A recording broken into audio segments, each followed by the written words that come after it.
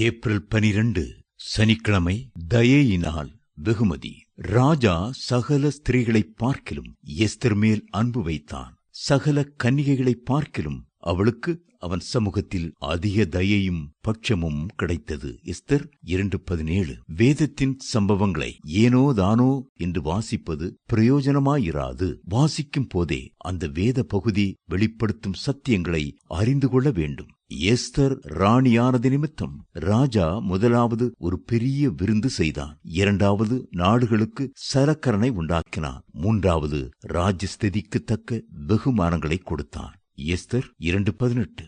உங்களுக்கு கர்த்தருடைய கண்களிலே கிருபை கிடைக்குமானால் அவரிடமிருந்து ஆசீர்வாதங்களை பெற்றுக் கொள்வீர்கள். அகாஸ்வேரு ராஜாவின் முதல் ராணியாயிருந்த வஸ்தி அவளுடைய கீழ்ப்படியாமை நிமித்தம் ராஜஸ்தானத்தை இழந்தாள். அதைத் தொடர்ந்து எஸ்தர் ராணியானாள்.